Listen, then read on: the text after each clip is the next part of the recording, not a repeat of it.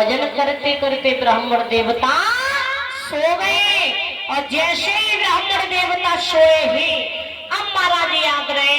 अब रुक्मिणी ने सोच रही है पहुंचे होंगे या नहीं। तब तक कन्हैया ने देखा कि जो ब्राह्मण देवता पत्र लेकर के आए थे वो तो सोए रास्ता में। कन्हैया ने पार्षदों से कहा कि जो ब्राह्मण देवता बाग में सो रहे ना उन्हें उठा करके यहाँ ला करके द्वारिकापुरी में लिटा दो।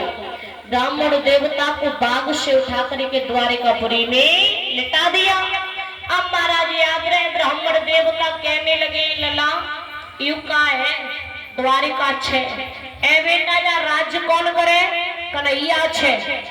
ब्राह्मण देवता बोले अब सपा मरे गए। मैंने जब बिटिया पे कही बिटिया मैं ना जाऊंगा वो बहुत दूर है। अब मैं कहाँ देखूं कि द्वारिका कौन सी है। अरे एक द्वारिका कहाँ मिलेगी। जैसे ही ये बात कही कि एक द्वारिका कहाँ मिलेगी अब तो महाराज याद रहे। और ये 10 रुपए जादर मिस्त्री कामनाएं प्रभु सुख और संपत्ति प्रदान करेगा। तो महाराज याद रहे जैसे ही ये बात कही तो मंत्री कहने लगा है बाबा कहाँ से आई हो। बेटा पूर्व साइड से। कहने लगी बाबा बस यही है। कहने कहने का अंतर है। कैसे कहने लगे कहने कहने का अंतर ऐसे है बाबा कि तुम्हारे यहाँ कहते हैं द्वारिका है और हमारे यहाँ कहते हैं द्वारिका है। बाबा तुम्हारे यहाँ कहते हैं कन्हैया है और हमारे यहाँ कहते हैं कन्हैया है। बात एक ही है। जैसे ये बात कही कि बात एक ही है।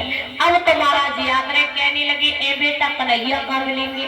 बे सामने बैठे बे कन्हैया।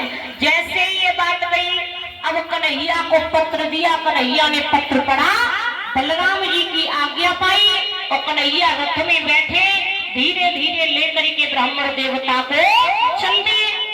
अब कन्हैया ब्राह्मण